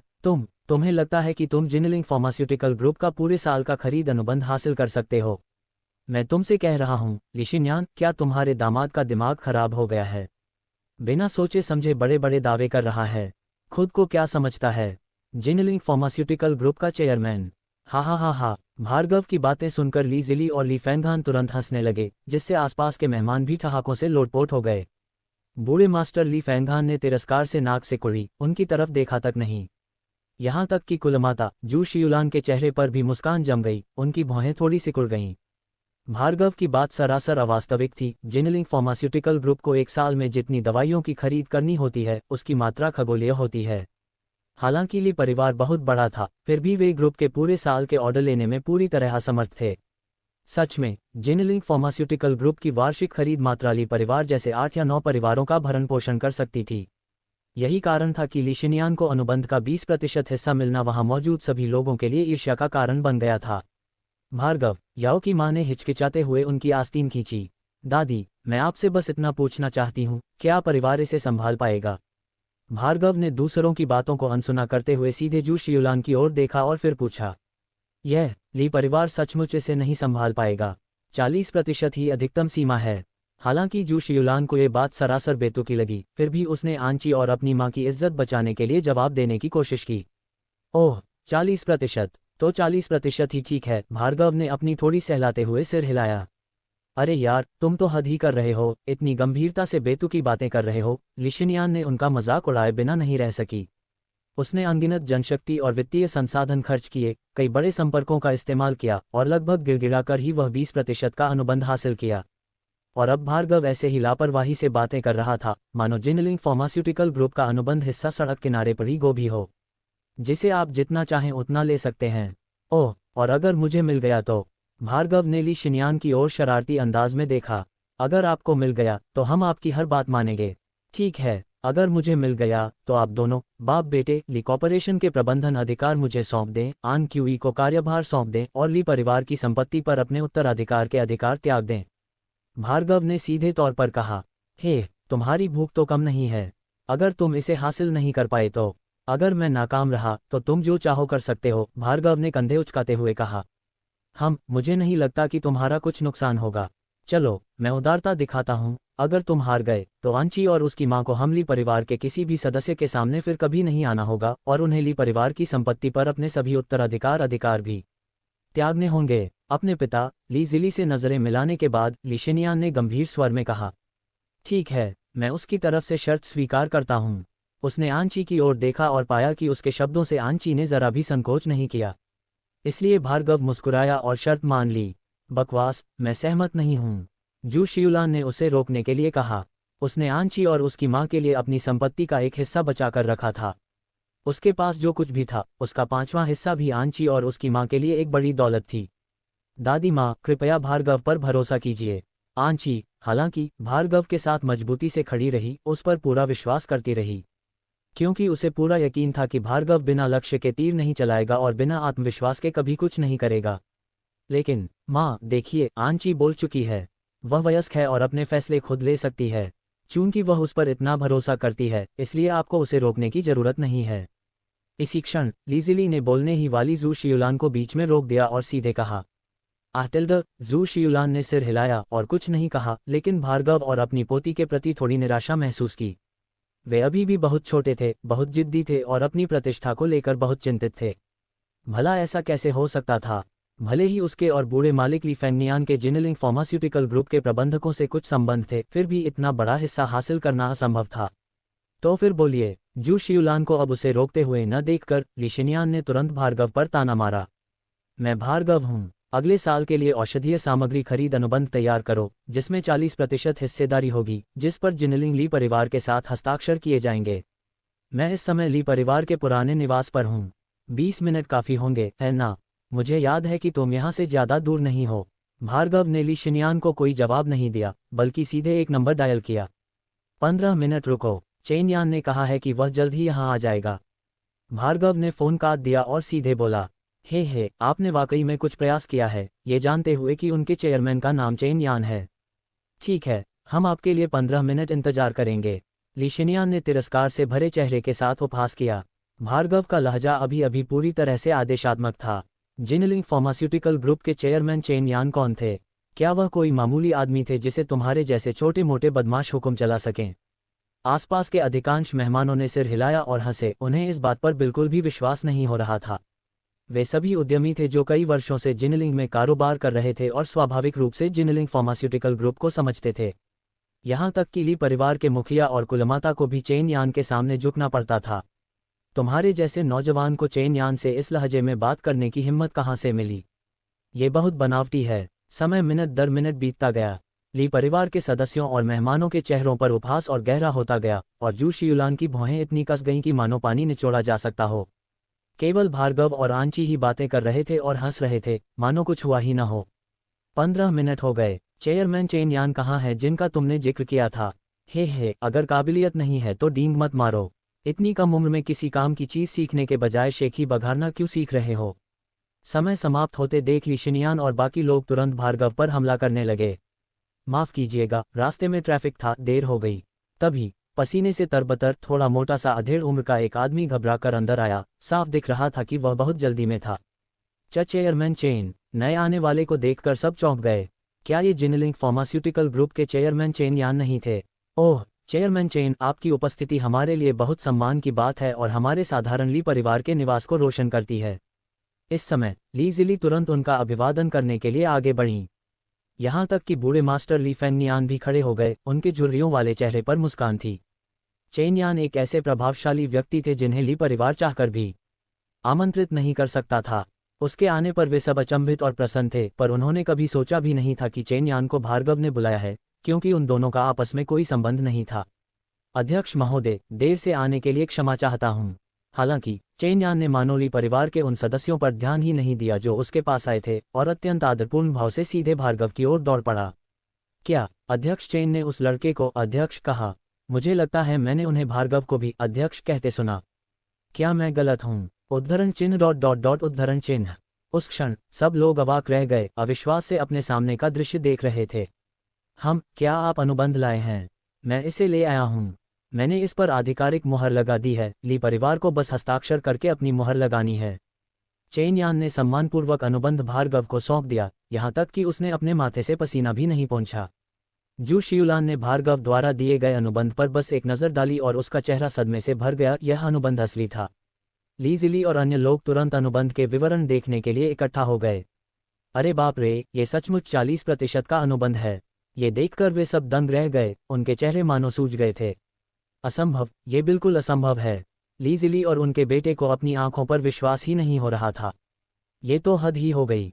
क्या उन्हें संयोग से ऐसा दामाद मिल गया जो जिनलिंग फार्मास्यूटिकल ग्रुप का चेयरमैन है? तुम जरूर नाटक कर रहे हो। इस समय ली शिनयान बहुत गुस्से में चिल्लाए, लेकिन इस बार मेहमान उनसे सहमत नहीं हुए, बल्कि उनका मजाक उड़ाया। नाटक? क्या उस बड़े मालिक का दिमाग खराब हो गया है? बिल्कुल। चेन यान का क्या रुतबा है? यहाँ आकर सिर्फ उनके लिए नाटक कर रहा है। वह जरूर सपना देख रहा होगा। लोग हमेशा अपनी नाकामियों का सामना करने में संघर्ष करते हैं। अब तो बाप बेटे की जोड़ी मुसीबत में है। उन्हें कमान छोड़नी ही पड़ेगी। ये सिर्फ सत्ता सौंपना ही नहीं है, उन्होंने अपना उत्तराधिकार का अधिकार खो दिया है। क्या ये सब व्यर्थ नहीं है, जिसका अंततः लाभ ली परिवार की चौथी छोटी बेटी को ही मिलेगा? आवेग शैतान होता है। यहाँ चिल्लाने से पहले उन्होंने अपने दामाद की पृष्ठभूमि की जांच तक नहीं की। अगर उनका दुर्भाग्य नहीं होगा तो किसका होगा? दीवार गिरते ही सबने धक्का मुक्की की। ली जिली और उनके बेटे पर तरह तरह के व्यंग्यात्मक ताने कसे। क्या आप सचमुच जिनलिंग फार्मास्यूटिकल ग्रुप के चेयरमैन हैं? यहाँ तक कि कुलमाता को भी इस समय अपने सामने सब कुछ भ्रमसा लग रहा था। जी हाँ, चेयरमैन लू जिनलिंग फार्मास्यूटिकल ग्रुप के वर्तमान चेयरमैन हैं। भार्गव के कुछ बोलने से पहले ही चेन यान ने हंसते हुए कहा, दादी, पहले जो कहा गया था उसके अनुसार ली कॉर्पोरेशन के प्रबंधन अधिकार अब से आनक्यूई के पास होंगे और यह अनुबंध स्थापित किया जा सकता है। भार्गव ने कुलमाता की ओर देखा, उनके जवाब का इंतजार करते हुए। जरा रुकिए, ली कॉर्पोरेशन के प्रबंधन अधिकार केवल बड़े भाई के हाथ में नहीं हैं। इसी समय ली फेंगान बाहर आ गए। ओह, आप क्या करने वाले हैं? भार्गव ने उन्हें मजाकिया अंदाज में देखा। मैं मानता हूँ, मैंने पहले आपको कम आंका था। हमारे ली परिवार के वर्तमान वित्तीय संसाधन वाकई आपके जिनलिंग फार्मास्यूटिकल ग्रुप के मुकाबले कम हैं। लेकिन सच कहूँ तो ली परिवार ने वर्षों से अनगिनत संपर्क बनाए हैं। अगर हम आपके साथ व्यापार नहीं भी करते हैं तो भी हम भूखे नहीं मरेंगे। यहाँ तक बोलते बोलते बड़े गुरु ने विषय बदल दिया। इसके अलावा भले ही आपकी दौलत आसमान छू रही हो, क्या वह जीवन की अनमोलता के बराबर है? अगर आप कायाकल्प की गोली से बेहतर कुछ बना सकते हैं तो मैं आपका सम्मान करूंगा। जी हाँ, इसके अलावा मैं आपको एक खबर दे सकता हूँ। महान वैद्य लिन तियानशिंग ने हमारे ली परिवार को अपनी ओर से कायाकल्प की गोली बनाने का विशेष अधिकार दिया है। इसलिए जिनलिंग फार्मास्यूटिकल ग्रुप से व्यापार स्वीकार करना या न करना वास्तव में मायने नहीं रखता। इस समय ली जिके ने एक और चौंकाने वाली बात कही। क्या? सभी चौंक गए। तो दूसरे युवा मालिक का तुरुप का पत्ता यहाँ था। जैसा कि उम्मीद थी, दूसरे युवा मालिक बहुत शक्तिशाली हैं, लेकिन उन्होंने पहले क्यों नहीं बताया? क्या तुम मूर्ख हो? उस एक कायाकल्प की गोली ने ही सबसे बड़े युवा मालिक के परिवार की शाखा को कुचलने के लिए काफी था। उन्हें इस तुरुप के पत्ते को प्रकट करने की क्या जरूरत थी? बिल्कुल, अगर भार्गव ने जिनलिंग फार्मास्यूटिकल ग्रुप के अध्यक्ष के रूप में अपनी पहचान प्रकट नहीं की होती तो उन्हें इस तुरुप के पत्ते को प्रकट करने की बिल्कुल भी जरूरत नहीं होती। यह अविश्वसनीय है। अगर कायाकल्प की गोली वास्तव में बाजार में आती है तो बिक्री निश्चित रूप से असाधारण होगी। बिल्कुल सही। इस मामले में ये सचमुच मायने नहीं रखता कि उनका जिनलिंग फार्मास्यूटिकल ग्रुप के साथ अनुबंध है या नहीं। इसके अलावा कायाकल्प की गोली के साथ ली परिवार की भविष्य की संपत्ति और प्रतिष्ठा निश्चित रूप से जिनलिंग फार्मास्यूटिकल ग्रुप से कहीं अधिक होगी। इस बिंदु पर सभी ली फेंगान और उनके बेटे की ओर झुक गए। यहाँ तक कि अब तक चुप रहे बूढ़े गुरुजी की आंखों में भी एक तीखी चमक आ गई और वे खिलखिलाकर हंस पड़े। अद्भुत, ली परिवार का सौभाग्य है कि तुम के हमारे साथ हो। हाँ हाँ हाँ, मेरे ली परिवार का भविष्य तुम्हारे हाथों में है। बूढ़े गुरुजी को सीधे निर्णय लेते देख कुलमाता तुरंत चिल्ला उठीं। हालांकि वे भी अपने पोते की क्षमता से चकित थीं, लेकिन इस तरह सीधे जिनलिंग फार्मास्यूटिकल ग्रुप का विरोध करना स्पष्ट रूप से बुद्धिमानी भरा कदम नहीं था। पत्नी, आपको और कुछ कहने की जरूरत नहीं है। कायाकल्प की गोली न केवल ली परिवार के लिए अभूतपूर्व प्रगति लाएगी, बल्कि इसका औषधीय प्रभाव ही आपके लिए इस समय सबसे महत्वपूर्ण है। जब हम दोनों पक्षों को लाभ पहुंचा सकते हैं तो फिर किसी और बात की चिंता क्यों करें। हालांकि भार्गव को जिनलिंग फार्मास्यूटिकल ग्रुप का अनुबंध लेते देखकर वह चौंक गए थे और मन ही मन प्रसन्न भी हुए थे। फिर भी अपनी परित्यक्त बेटी के परिवार से उपहार स्वीकार करने में उन्हें थोड़ी झिझक महसूस हुई। लेकिन अब जब उनके अपने पोते ने ऐसा बड़ा प्रस्ताव रखा है तो उन्होंने स्वाभाविक रूप से बिना किसी संकोच के उसका समर्थन किया। वास्तव में कायाकल्प की गोली से ली परिवार को भविष्य में मिलने वाला लाभ और प्रतिष्ठा निश्चित रूप से कहीं अधिक होगी। हे, सिर्फ एक कायाकल्प की गोली पर इतना गर्व कर रहे हो? भार्गव ने तिरस्कार से भरा चेहरा बनाकर व्यंग्य किया। अरे वाह, बड़ी बड़ी बातें। इस कायाकल्प की गोली से बेहतर कुछ क्यों नहीं दिखाते? ये सुनकर ली जिके ने तुरंत उसका मजाक उड़ाया। अगर मैं कुछ बना दूं तो क्या आपके बाप बेटे की शाखा भी ली कॉर्पोरेशन के प्रबंधन अधिकार सौंप देगी और ली परिवार की संपत्ति पर अपने उत्तराधिकार के अधिकार छोड़ देगी? भार्गव ने अपने सामने रखा शराब का गिलास उठाया, एक घूंट लिया और ली फेंगहान और उसके बेटे को शरारती अंदाज में देखा। कोई बात नहीं, अगर आप इसे बना सकते हैं तो मैं और मेरा बेटा प्रबंधन और उत्तराधिकार दोनों अधिकार छोड़ देंगे। लेकिन अगर आप नहीं बना सकते तो तुरंत ली परिवार से निकल जाए। इस क्षण ली फेंगहान तुरंत मान गया।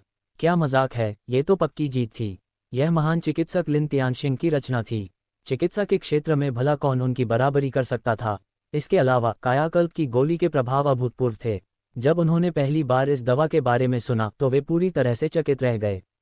भार्गव की पहचान कुछ रहस्यमय सी लग रही थी, लेकिन इतनी कम उम्र में जिनलिंग फार्मास्यूटिकल ग्रुप का चेयरमैन बनना यह साबित करता था कि वह साधारण व्यक्ति नहीं थे। लेकिन चाहे आपकी आर्थिक स्थिति कितनी भी मजबूत क्यों न हो, दवाइयां ऐसी चीज नहीं है जिन्हें सिर्फ पैसों से खरीदा जा सके। इसलिए ली फेंगहान को इसकी कोई चिंता नहीं थी। तो फिर ध्यान से देखो। ली फेंगहान की सहमति मिलते ही भार्गव तुरंत खड़े हो गए। उन्होंने अपने हाथों से एक जेड बॉक्स निकाला और उसे कुलमाता के सामने रख दिया। इस गोली का नाम भी कायाकल्प है। यह आपके पोते की कायाकल्प गोली का उन्नत संस्करण है। इसका औषधीय प्रभाव थोड़ा अधिक है। ये कुछ पुरानी बीमारियों को सीधे ठीक कर सकती है और यहाँ तक कि गंभीर बीमारियों से पीड़ित लोग भी, जिनका अभी दवाइयों से इलाज संभव नहीं है, 3 साल और दर्द रहित जीवन जी सकते हैं। जैसे ही उनका जेड बॉक्स खुला, पिछली कायाकल्प गोली की तुलना में कहीं अधिक चमकदार हरी रोशनी अचानक प्रकट हुई। पल भर में गोली की ताजगी भरी और मनमोहक सुगंध पूरे ली निवास में फैल गई। कायाकल्प औषधि को ध्यान से देखने पर ऐसा लगा मानो उसकी सतह पर एक शुभ ड्रैगन तैर रहा हो, जो बार बार दिखाई दे रहा हो और गायब हो रहा हो। अद्भुत औषधि। ये कायाकल्प औषधि दूसरे युवा गुरु की कायाकल्प गोली से कहीं अधिक शक्तिशाली प्रतीत होती है। इसे सूंघते ही मुझे ऐसा लग रहा है जैसे मेरी कमर की डिस्क हर्निया का दर्द गायब हो गया हो। हाँ, मेरे पुराने ठंडे पैर फिर से चुस्त हो गए हैं। ये तो सिर्फ सूंघने से हुआ है। अगर हम इसे पी लें तो क्या होगा? ये सोचते ही सबकी आंखें चमक उठीं। हालांकि पिछली कायाकल्प गोली वाकई शक्तिशाली थी। लीजिके ने यह भी कहा कि वह दवा गंभीर रूप से बीमार रोगियों की उम्र केवल 3 महीने बढ़ाती थी और कठिन और दीर्घकालिक बीमारियों के इलाज का जिक्र नहीं करती थी। हालांकि ये गोली न केवल कुछ दीर्घकालिक बीमारियों को ठीक कर सकती थी, बल्कि गंभीर रूप से बीमार लोगों की उम्र 3 साल तक बढ़ा सकती थी और उन्हें दर्द रहित जीवन जीने में सक्षम बनाती थी। अंतर बहुत बड़ा था। कोई भी बता सकता था कि कौन सी गोली ज्यादा शक्तिशाली थी। असंभव, ये बिल्कुल असंभव है। आपके पास ऐसी दवा कैसे हो सकती है? ली फेंगहान की आंखें चौड़ी हो गईं। वह इस वास्तविकता को बिल्कुल भी स्वीकार नहीं कर पा रहा था। क्योंकि आपने जो कायाकल्प गोली बनाई है उसका फॉर्मूला मैंने लिन तियानशिंग को दिया था। क्या? भार्गव की बेपरवाह टिप्पणी ने हजारों लहरें पैदा कर दी, जिससे वहां मौजूद हर कोई बेहद हैरान रह गया। क्या उसने सचमुच मास्टर लिन को कायाकल्प की गोली का फॉर्मूला दे दिया? ऐसा कैसे हो सकता है? उसकी उम्र कितनी है? मास्टर लिन की उम्र कितनी है? इसका उम्र से कोई लेना देना नहीं है ना? वरना उसके हाथ में इस और भी शक्तिशाली औषधि की गोली का क्या मतलब है? मुझे अब भी यकीन नहीं हो रहा। मास्टर लिन एक महान वैद्य हैं। क्या ऐसा हो सकता है कि भार्गव उनसे भी ज्यादा शक्तिशाली हो? हो सकता है कि यह उसने खुद न दिया हो, शायद उसके पीछे किसी ने नुस्खा दिया हो। ये भी अविश्वसनीय रूप से प्रभावशाली है ना? वह एक महान वैद्य हैं। एक महान वैद्य से भी ज्यादा शक्तिशाली व्यक्ति, वह कितना भयानक होगा। उद्धरण चिन्ह डॉट डॉट डॉट उद्धरण चिन्ह। ये सोचते ही सबकी निगाहें भार्गव की ओर मुड़ गईं। असंभव, मास्टर लिन किस तरह के व्यक्ति हैं? तुमने उन्हें फॉर्मूला कैसे दे दिया? ली ज़िके इस क्षण उन्माद में चिल्ला उठा। मानो या ना मानो, ली फैंगहान कुछ कहने ही वाले थे कि उनका फोन बज उठा। हेलो मास्टर लिन। जी हाँ, मैं आपके आने का इंतजार कर रहा हूँ। फोन रखने के बाद ली फैंगहान मुस्कुराए। सिर्फ बातें सबूत नहीं होती, और इस दवा की असरदारता किसी को नहीं पता। संयोग से मास्टर लिन को बुलाया गया है और वे जल्द ही यहाँ आ रहे हैं। तब पता चलेगा कि यह सच है या झूठ। क्या मास्टर लिन आ रहे हैं? इस बार बड़े मास्टर और कुलमाता भी उत्साहित हो गए। मास्टर लिन न केवल चिकित्सा के एक महान गुरु थे, बल्कि शियागुओ के लेफ्टिनेंट जनरल भी थे। ली परिवार में उनका आना स्वाभाविक रूप से उन्हें सम्मानित महसूस करा रहा था, और वे सभी बेचैन हो गए। भार्गव ये सुनकर बस मुस्कुराए और शांति से बैठ गए। हम देखते हैं तुम कब तक ये नाटक कर पाते हो। ली फैंगहान और उनके बेटे को बिल्कुल भी विश्वास नहीं हो रहा था कि कायाकल्प की गोली का नुस्खा भार्गव ने लिन तियानशिंग को दिया था।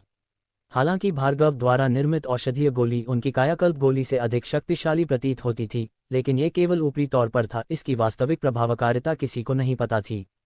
यहाँ तक कि जब उन्हें पहली बार कायाकल्प गोली मिली थी, अगर लिन तियानशिंग ने इसकी प्रभावकारिता की गारंटी नहीं दी होती, तो वे किसी और से भी इस पर विश्वास नहीं करते, चाहे वह कितनी भी अच्छी क्यों न दिखती हो। आखिर इसकी प्रभावकारिता के बारे में ऐसे दावों पर कौन विश्वास करेगा? ये चीज़ व्यापार में विज्ञापन और समर्थन की तरह है। लोगों को विश्वास दिलाने के लिए एक आधिकारिक सार्वजनिक व्यक्ति की आवश्यकता होती है। इसलिए जब भार्गव ने कहा कि उसकी दवा की गोली इतनी अच्छी है, तो उन्हें विश्वास नहीं हुआ। खैर, लिन तियानशिंग के आते ही यह झूठ जरूर बेनकाब हो जाता। मास्टर लिन के आने की प्रतीक्षा में ली निवास के जन्मदिन भोज का माहौल कुछ घुटन भरा था। आज उपस्थित अन्य अतिथियों को ऐसा लग रहा था मानो वे कई बार रोलर कोस्टर की सवारी कर चुके हों, लगातार मोड़ और घुमावों से उन्हें चक्कर आ रहा हो। बेशक ऐसी घटनाओं ने उन्हें बातचीत के लिए भी बहुत कुछ दिया। यहाँ से जाने के बाद आज जो कुछ भी हुआ, वह संभवतः उनकी भविष्य की कई बातचीत का विषय बन जाएगा। मास्टर लिन आ गए हैं। इस क्षण द्वार पर स्वागतकर्ता ने पुकारा और सभी लोग खड़े हो गए, प्रवेश द्वार की ओर देखने लगे। केवल भार्गव ही शांत भाव से बैठे रहे, अपनी शराब की चुस्की लेते हुए। मास्टर लिन की उपस्थिति से हमारे साधारण से घर का वास्तव में सम्मान हुआ है। परिवार के मुखिया, वृद्ध गुरु, कुलमाता के साथ सीधे उनका स्वागत करने गए। वे शायद दूसरों का स्वागत करने के लिए खड़े न होते हों, लेकिन लिन तियानशिंग का दर्जा अलग था। हा, परिवार के मुखिया ली, आप बड़े दयालु हैं। मुझे ली फैंगहान से कुछ काम निपटाना है। मुझे अभी पता चला कि आज ली परिवार की मुखिया का जन्मदिन है, इसलिए मैं उन्हें बधाई देने आया हूँ। आखिर भविष्य में हम साथ मिलकर काम करेंगे, लिन तियानशिंग ने उत्साह से कहा। वह इस बार इसलिए भी आए थे क्योंकि उन्होंने पहले ही ली परिवार को कायाकल्प की गोली बनाने का काम सौंपा था, और उन्हें कुछ आगे की जानकारी की पुष्टि और स्पष्टीकरण करना था। जी हाँ, भविष्य में भी हमें एल्डर लिन के निरंतर मार्गदर्शन की आवश्यकता होगी। सहयोग शब्द सुनकर बूढ़े गुरुजी भी खुशी से झूम उठे और खिलखिलाकर हंस पड़े। मार्गदर्शन कहना तो बहुत बड़ी बात है। चूंकि मैंने इस कायाकल्प की गोली के उत्पादन और बिक्री का काम आपके लिए परिवार को सौंपा है, इसलिए मुझे उम्मीद है कि आप मेरी उम्मीदों पर खरे उतरेंगे। इस दवा को जारी करने का मुख्य उद्देश्य जनता को लाभ पहुंचाना है, और मुझे ये भी उम्मीद है कि इसकी कीमत बहुत ज़्यादा नहीं होगी। दरअसल लिन तियानशिंग का इस बार का दौरा इसी मामले पर चर्चा करने के लिए था। वह नहीं चाहते थे कि इतनी अच्छी दवा ऊंची कीमतों के कारण आम लोगों की पहुंच से बाहर हो जाए, जो उनके मूल उद्देश्य से काफ़ी भटक जाता। मास्टर लिन, निश्चिंत रहें, हम उत्पादन लागत में केवल आवश्यक श्रम लागत ही जोड़ेंगे। लाभ की बात करें तो ये 20% से अधिक नहीं होगा। यही हमने आपको पहले भी वादा किया था। इस दवा का मुख्य उद्देश्य जनता का भला करना है। इस समय ली फैंगहान ने अपनी छाती थपथपाते हुए आश्वासन दिया। यह अच्छी बात है। ये सुनकर लिन तियानशिंग ने सिर हिलाया। वह 20% लाभ स्वीकार कर सकते थे, आखिर व्यवसायों को भी पैसा कमाना होता है। वैसे मास्टर लिन, मुझे आपसे एक बात की पुष्टि करनी है। इस मौके पर ली फैंगहान ने कहा। ओह, क्या बात है। मैंने सुना है कि इस कायाकल्प गोली का फॉर्मूला आपको भार्गव नाम के एक युवक ने दिया था। क्या तुम्हारी हिम्मत कैसे हुई ऐसा बोलने की? ली फैंगहान की बात सुनकर लिन तियानशिंग तुरंत क्रोधित हो गया। सच में ये लड़का बकवास कर रहा था, और उसने मास्टर लिन को भी नाराज कर दिया। अब तो देखने लायक तमाशा है। इसने मास्टर लिन के सामने झूठ बोला। भार्गव का काम तमाम। अफसोस, मुझे भार्गव से ऐसी उम्मीद नहीं थी, जो अपनी सीमाओं से बिल्कुल अनजान है। ये सुनकर सभी को लगा कि भार्गव का काम तमाम हो गया। ली फैंगहान और उसका बेटा खुशी से झूम उठे। देखा, मैंने कहा था कि शेखी मत बघारो। मास्टर लिन नाराज हैं। अगर वह इस पर अड़े रहे तो क्या तुम्हारा काम तमाम नहीं हो जाएगा? याओ की माता और कुलमाता का दिल बैठ गया। बस हो गया, हमने मास्टर लिन को नाराज कर दिया है। लेकिन जैसे ही सब अनुमान लगा रहे थे, ली फेंगहान के चेहरे पर एक जोरदार थप्पड़ पड़ा। कमीने, लिन तियानशिंग ने तुरंत गुस्से में कहा, अरे लिन गुरुजी, कृपया शांत हो जाए। यह मैंने नहीं कहा था, उस बदमाश भार्गव ने कहा था कि उसने आपको नुस्खा दिया है। मैं बस आपसे इसकी पुष्टि करना चाहता था। ली फेंगहान ने अपमानित होकर कहा, अभी भी इतनी लापरवाही से बोलने की हिम्मत करते हो? भार्गव मेरे गुरु हैं, आप उन्हें वह बदमाश कैसे कह सकते हैं? बदमाश, इतना कहकर उन्होंने एक और थप्पड़ मारा। ली फेंगहान दर्द से कराहते हुए थप्पड़ की वजह से घूम गए। हालांकि लिन तियानशिंग हमेशा से चिकित्सा मामलों में शामिल रहे थे, फिर भी वे लेफ्टिनेंट जनरल थे, इसलिए उनमें स्वाभाविक रूप से कुछ कौशल था। उनका गुस्से वाला वार स्वाभाविक रूप से ली फेंगहान के लिए असहनीय था।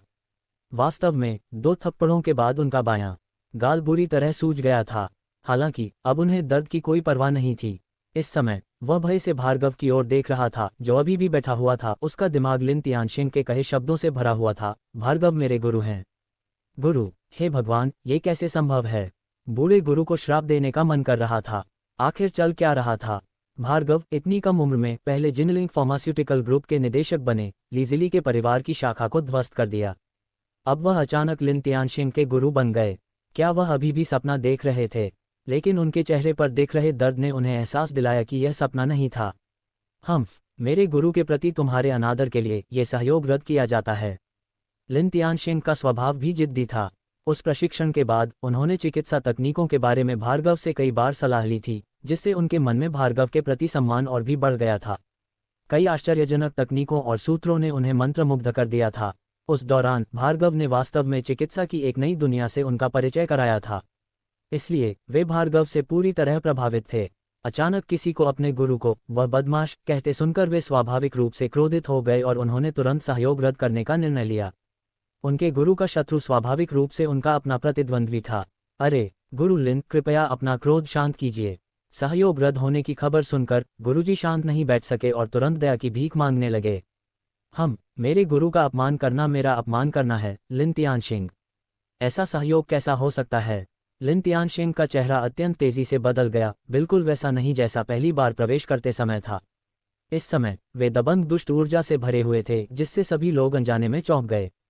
ठीक है तियानशिंग, यह मेरी भावी पत्नी का घर है। इसी क्षण एक शांत आवाज सुनाई दी और भार्गव धीरे धीरे खड़े हो गए। गुरुजी, भार्गव की आवाज सुनकर लिन तियानशिंग ने तुरंत अपना सिर घुमाया। उनका चेहरा सुखद आश्चर्य से भर गया। वाकई ये भार्गव ही थे। गुरुजी, आप यहाँ क्यों आए हैं? मैं अपनी प्रेमिका आंची के साथ आया हूँ। ये उसकी माँ ली शिन्यान है और ये उसकी नानी कुलमाता हैं। और ये उसके मामा ली फेंगरुई और उनका बेटा ली शिकियांग हैं। भार्गव ने आंची और बाकी सभी का परिचय कराया, लेकिन सबसे आश्चर्यजनक बात यह थी कि उन्होंने आंची के मामा और चचेरे भाई का भी परिचय कराया। लिन तियानशिंग एक अनुभवी और समझदार व्यक्ति होने के नाते तुरंत रिश्तों को समझ गए।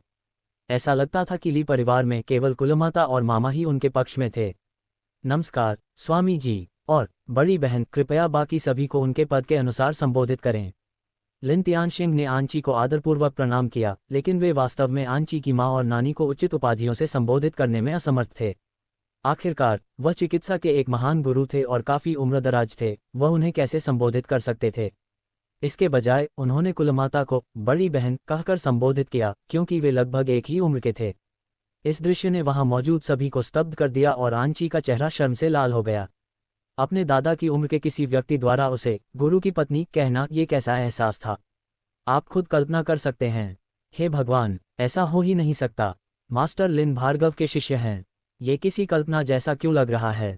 क्या इसे इतना बड़ा चढ़ाकर दिखाना जरूरी है? मैंने लाखों संभावनाओं पर विचार किया, लेकिन मैंने कभी कल्पना नहीं की थी कि भार्गव वास्तव में मास्टर लिन के गुरु हैं। हे भगवान, बिल्कुल, अब दूसरे गुरु का वंश शायद खत्म हो गया है। बिल्कुल, जिनलिंग फार्मास्यूटिकल ग्रुप और मास्टर लिन दो विशाल पर्वतों की तरह दबाव बना रहे हैं। वे क्या कर सकते हैं? अब तो उनकी हालत खराब हो गई है। इस दृश्य ने सभी मेहमानों को अवाक कर दिया। वे इस परिणाम का बिल्कुल भी अनुमान नहीं लगा पा रहे थे। घटनाक्रम के इस नाटकीय मोड़ ने बूढ़े मास्टर ली फेंगनियान के चेहरे के भावों को बेहद विचित्र बना दिया। इस समय उन्हें समझ नहीं आ रहा था कि हंसें या रोएं, क्योंकि उन्होंने कभी उम्मीद नहीं की थी कि जिन माँ बेटी को उन्होंने त्याग दिया था, उन्हें ऐसा ड्रैगन दामाद मिलेगा। न तो जिनलिंग फार्मास्यूटिकल ग्रुप और न ही लिन तियानशिंग का मालिक, ये ऐसी चीजें थीं जिन्हें उनका ली परिवार बर्दाश्त कर सकता था। लगता है अब मुझे इस बूढ़े आदमी को बहुत सावधानी से चलना होगा, ली फेंगनियान ने मन ही मन सोचा। शिन्यान, जल्दी से मास्टर लिन को अंदर ले आओ और बिठाओ। यूं ही खड़े मत रहो। अपने विचार पर अमल करते हुए बुजुर्ग गुरुजी तुरंत आगे बढ़े, उनका चेहरा मुस्कान से खिल उठा और उन्होंने शिष्टाचार का आदान प्रदान शुरू कर दिया। अरे ओह, ठीक है। ली फेंगनियान को अचानक इतना उत्साह दिखाते देख यास की माँ ली शिन्यान पल भर के लिए घबरा गईं। एक पल रुकिए, भार्गव ने कहा, फिर ली जिली और ली फेंगहान पिता पुत्र की जोड़ी की ओर मुड़े। हमने पहले ही समझौता कर लिया था और यहाँ मौजूद सभी मेहमानों ने इसे देखा। मैं भार्गव दोनों बार जीता, इसलिए तुम चारों यहाँ से चले जाओ। अब से ली कुल और ली परिवार का तुम में से किसी से कोई संबंध नहीं होगा। कुलमाता कुछ बोलना चाहती थी लेकिन रुक गईं, और यास की माँ को भी ऐसा ही लगा, क्योंकि भार्गव की निगाहों ने उन्हें बता दिया था कि उनकी विनती बेकार होगी। भार्गव, हम जानते हैं कि हम गलत थे। कृपया, शिन्यान और मैं भाई बहन हैं और आंची मेरी भतीजी है, इसलिए हमें बख्श दीजिए। इस समय ली जिली ने सबसे पहले दया की भीख मांगी। स्थिति को देखते हुए उनके पास सिर झुकाने के अलावा कोई विकल्प नहीं था। अगर तुम्हें पता था कि ये दिन आएगा तो तुमने ऐसा क्यों किया? निकल जाओ। क्या मेरे गुरु की बात बेअसर है? ली परिवार के बूढ़े गुरु को कोई हरकत न करते देख लिन तियानशिंग ने अपनी भौहें उठाईं, मानो गुस्से से फट पड़ने को तैयार हो। असरदार, बहुत असरदार। कोई आओ और इन्हें बाहर निकालो। अब से ये दोनों ली परिवार के सदस्य नहीं हैं। इस क्षण प्रतिष्ठा और लाभ के लिए सभी रिश्तेदारों की अवहेलना करने का बूढ़े गुरु का अंदाज एक बार फिर सामने आया। जैसे ही उन्होंने बोलना समाप्त किया, ली परिवार के रक्षकों ने तुरंत चारों लोगों को बाहर निकाल दिया। पिताजी, आप ऐसा नहीं कर सकते। मैं आपका पुत्र हूँ। एक दयनीय चीख सुनाई दी, लेकिन बूढ़े गुरु ली फेंगनियान ने केवल अपनी भौहें सिकुड़ी, उन्हें रोकने का उनका कोई इरादा नहीं था।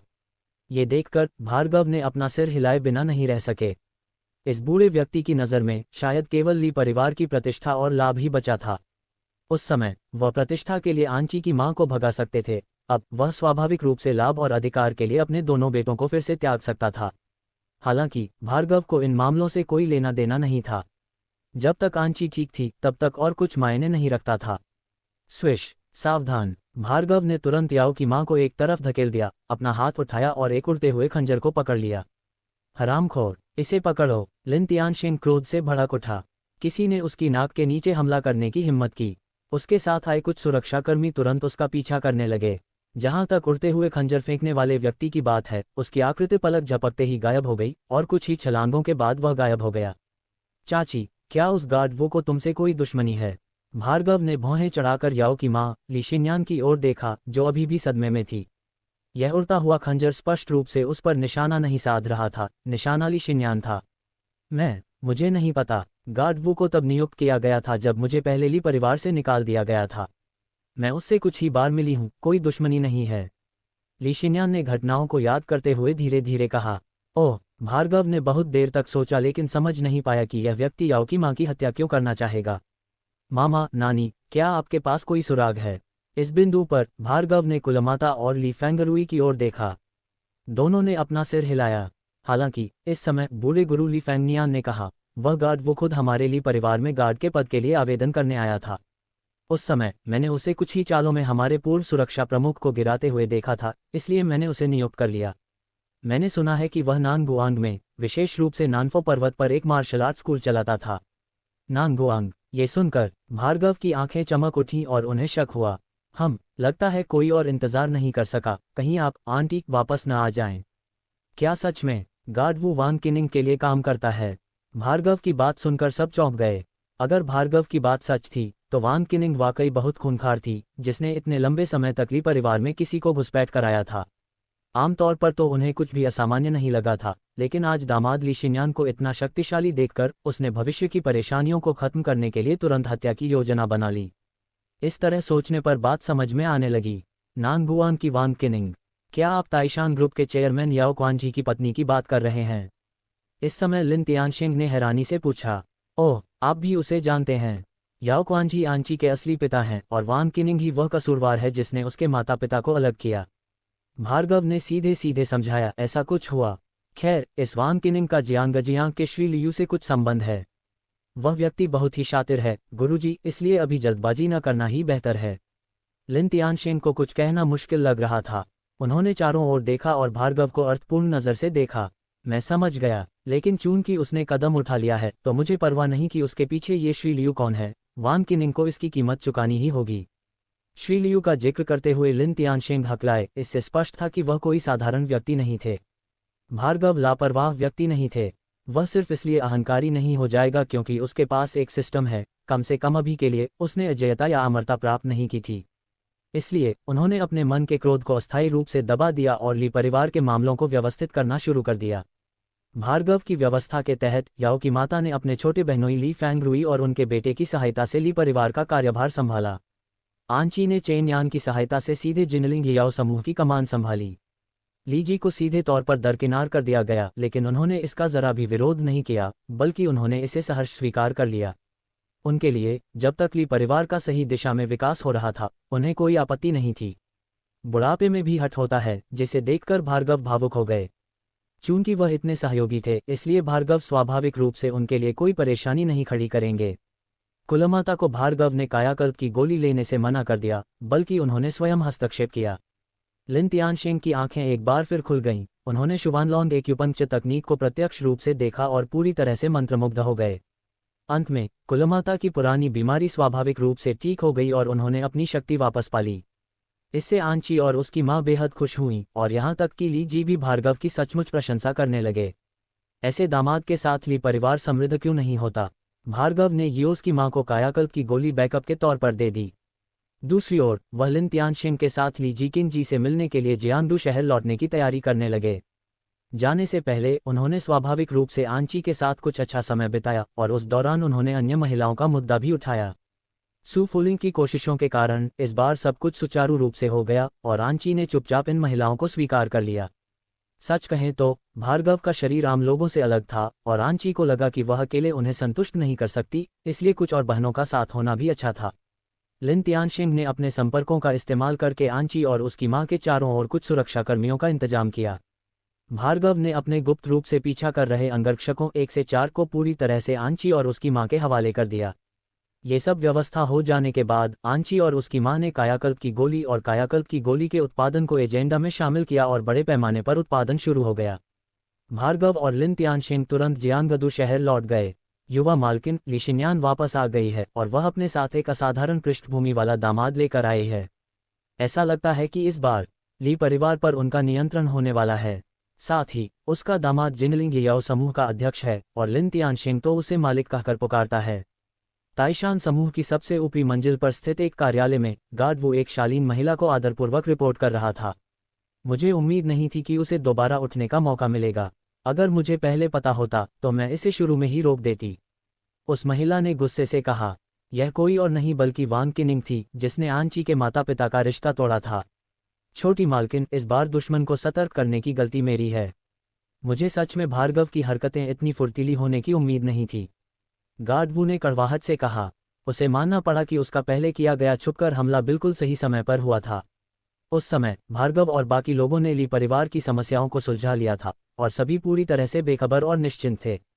उसने निर्णायक हमला किया और उसे तुरंत सफलता मिलनी चाहिए थी, लेकिन अप्रत्याशित रूप से भार्गव ने इतनी तेजी से प्रतिक्रिया दी और याओ की मां को बचा लिया।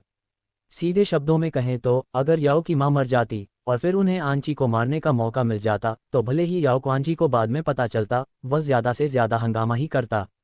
सबके मरने के बाद वह भला क्या चाल चल सकता था। लेकिन अब दुश्मन सतर्क हो चुका था और दोबारा हमला करना इतना आसान नहीं होगा। तुम कुछ समय के लिए शियांगजियांग जाकर छिप जाओ। जब तक तुम वहां मौजूद नहीं थे, उनके पास ये साबित करने का कोई सबूत नहीं होगा कि तुम मेरे आदमी हो। अटकलें तो सिर्फ अटकलें हैं, वे मेरा कुछ नहीं बिगाड़ सकते। आखिर मैं श्री लियू का आदमी हूं और लिन तियानशेंग भी जल्दबाजी में कोई कदम नहीं उठाएगा। वान किनिंग ने एक पल सोचा और सीधे आदेश दिया। छोटी मालकिन, क्या मैं पहले चुपके से जाकर भार्गव को मार दूं? उसके मरने के बाद ली शिन्यान और उसकी मां को चिंता करने की कोई जरूरत नहीं है। ली शिन्यान और उसकी मां भार्गव की वजह से ही आगे बढ़ पाई थीं। भार्गव के खत्म होने के बाद भविष्य में कोई चिंता नहीं रहेगी। अभी नहीं, उन्हें सतर्क रहना होगा और चूंकि लिन तियानशेंग उसे मालिक कहता है, इसलिए मामला आसान नहीं है। यह मत भूलो कि लिन तियानशिंग का एक करीबी दोस्त है जिससे श्री लियू को भी सावधान रहना पड़ता है। तुम्हारा मतलब किन से है? ये कहते ही गार्ड वू के चेहरे पर थोड़ी सी घबराहट झलक उठी। जी हाँ, ठीक है, अब बिना देर किए जियांग जाओ। रास्ते में सावधान रहना और उन्हें तुम्हें पकड़ने मत देना, वान किनिंग ने सिर हिलाते हुए कहा। जी हाँ, गार्ड वू तुरंत उठकर बिना देर किए चला गया।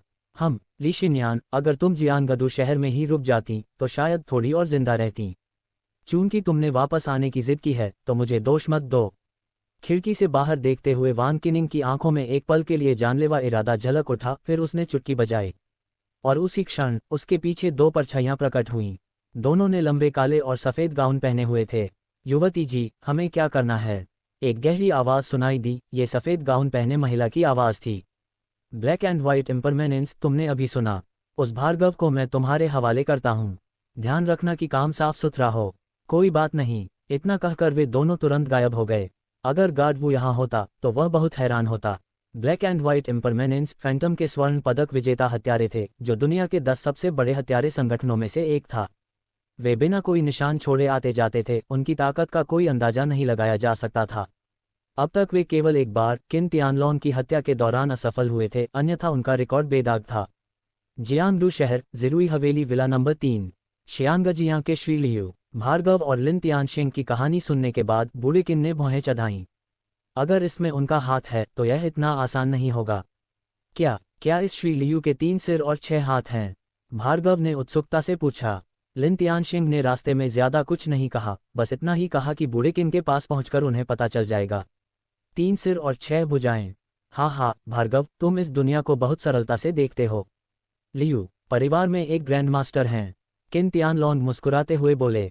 Grand master? क्या ये शुवानहुआ नाटकों के ग्रैंड मास्टर्स जैसे हैं? पहले जब भार्गव किन तियानलोन के अतीत के बारे में जान रहे थे तो उन्होंने उन्हें शिया देश के युद्ध देवता ग्रैंड मास्टर के रूप में सुना था, लेकिन उन्होंने इस पर ज्यादा ध्यान नहीं दिया था। अब ग्रैंड मास्टर शब्द दोबारा सुनकर उनकी जिज्ञासा बढ़ गई। ये काफी हद तक वैसा ही है। दरअसल आम लोगों को इन चीजों के बारे में पता नहीं होता। जिन्हें तुम अब समूह और परिवार समझते हो, वे सिर्फ सतही अस्तित्व हैं जिन्हें हम सांसारिक दुनिया कहते हैं। सांसारिक दुनिया, एक नया शब्द सुनकर भार्गव की दिलचस्पी और बढ़ गई। लगता है ये दुनिया इतनी सरल नहीं है। किन तियानलोन के परिचय से उसे अंततः कुछ बातें पता चलीं। पता चला कि सांसारिक जगत के अलावा कई गुप्त परिवार और कुल भी थे। ये लोग उपन्यासों के गुप्त परिवार की तरह थे, जो आसानी से दुनिया में प्रकट नहीं होते थे और उनकी युद्ध शक्ति आम लोगों के बस की नहीं थी।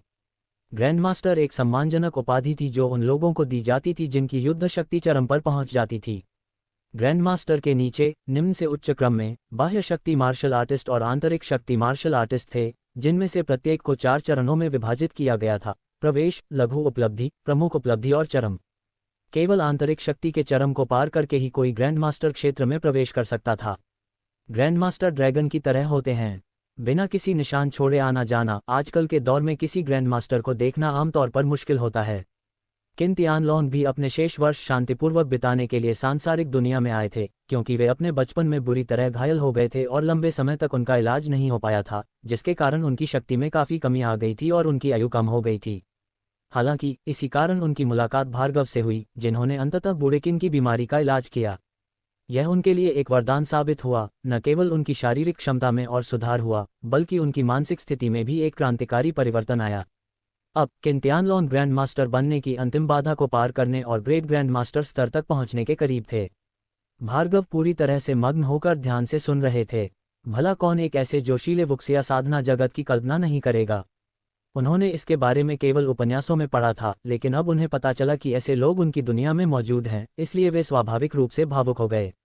बड़े भाई किन, क्या मैं भी साधना कर सकता हूँ? भार्गव ने आशा भरी निगाहों से पूछा। तुम्हारी शारीरिक शक्ति तो निश्चित रूप से पर्याप्त है, यहाँ तक कि बाह्य शक्ति की मामूली उपलब्धि वाले मार्शल आर्टिस्ट भी शायद तुमसे ज्यादा शक्तिशाली न हो। हालांकि साधना करने के लिए ये तुम्हारी समझने की क्षमता पर निर्भर करता है। बूढ़े किन ने बोलना समाप्त किया, अपने हाथों में टटोला और एक पुस्तिका निकालकर फेंक दी। ये वह साधना तकनीक है जिसकी मैं, बूढ़े, साधना करता हूँ। देखो, क्या तुम शुरुआत कर सकते हो? अगर तुम 10 दिनों के भीतर प्रारंभिक अवस्था में पहुंच जाते हो तो तुम साधना कर सकते हो। ओह, ये जिनजुए। भार्गव ने पुस्तिका उठाई और उस पर एक नजर डाली। अनजाने में ही उसकी आंखें घूम गईं।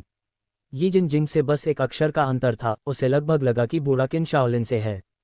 बूढ़ेकिन ने अनदेखा करने का नाटक किया, ठीक वैसे ही जैसे उसने अपने गुरु से यह साधना तकनीक प्राप्त करने पर किया था। भार्गव ने सीधे पुस्तिका खोली और उसे पढ़ना शुरू किया। शरीर निर्माण अध्याय से।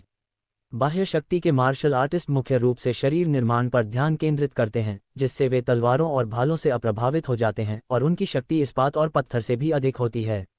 बाह्य शक्ति की लघु उपलब्धि प्राप्त करना एक सैनिक राजा के समान है। बाह्य शक्ति की महाउपाधि प्राप्त करने वाले अपनी पूरी शक्ति का प्रयोग करते समय गोलियों से बच सकते हैं। जहां तक बाह्य शक्ति के शिखर तक पहुंचने की बात है, साधारण गोलियां और तलवारें उनके शरीर को नुकसान नहीं पहुंचा सकती। ये देखकर ही भार्गव उत्साहित हो गया। बाह्य शक्ति के शिखर पर तलवारों और भालों से न डरना, क्या यह अमर शरीर होने के बराबर नहीं था? जब तक बड़े तोप के गोले या परमाणु बम न हो, तब तक कोई भी चीज उसे सचमुच मार नहीं सकती थी। आगे क्या होगा, इस बारे में उसने सीधे तौर पर नहीं सोचा।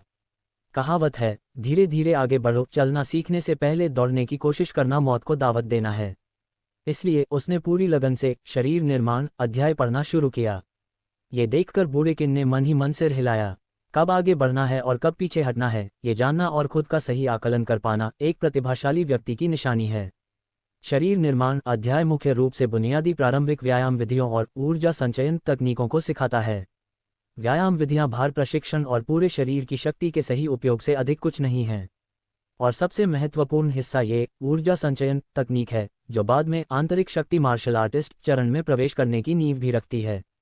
ये बताती है कि ऊर्जा को कैसे महसूस किया जाए और शरीर में ऊर्जा का मार्गदर्शन करके शारीरिक शक्ति और युद्ध क्षमता को कैसे बढ़ाया जाए।